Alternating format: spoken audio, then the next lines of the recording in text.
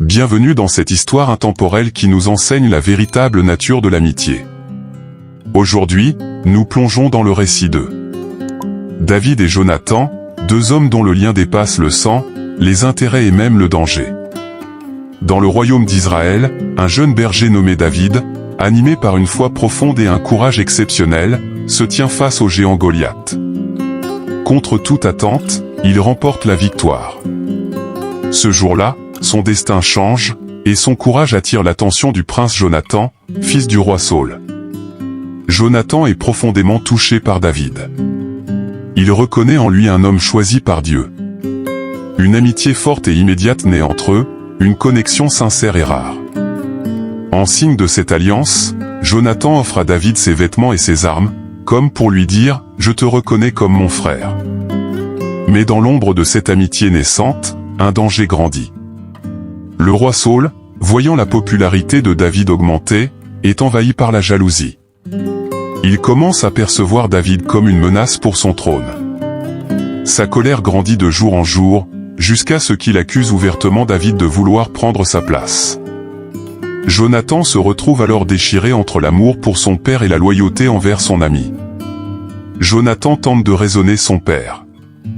Il lui rappelle que David est fidèle, qu'il a risqué sa vie pour Israël et qu'il agit selon la volonté de Dieu. Mais Saül refuse d'écouter. Son cœur est durci par la jalousie. Jonathan comprend alors que la vie de David est en grave danger. Dans le secret de la nuit, David et Jonathan se rencontrent. Jonathan avertit son ami du complot de son père. Ensemble, ils élaborent un plan discret pour communiquer sans être découverts. Leur séparation approche, et l'émotion est intense. David, inquiet pour Jonathan, lui confie qu'il ne veut pas être la cause de sa perte. Mais Jonathan lui répond avec assurance que leur amitié est plus précieuse que tout, et qu'il le protégera, quoi qu'il arrive. Leur loyauté mutuelle est mise à l'épreuve, mais elle reste inébranlable. Malheureusement, Saül découvre la fidélité de Jonathan envers David. Fou de rage, il voit cela comme une trahison. La situation devient irréversible. La guerre éclate, et Jonathan part au combat aux côtés de son père. Il se bat avec courage et honneur, mais le destin frappe durement. Jonathan meurt sur le champ de bataille. Lorsque David apprend la nouvelle, son cœur est brisé. Il pleure non seulement un ami, mais un frère d'âme. Dans sa lamentation, il exprime la profondeur de son amour pour Jonathan, déclarant que cet amour dépassait tout autre. Sa douleur est immense, mais son respect et sa fidélité demeurent.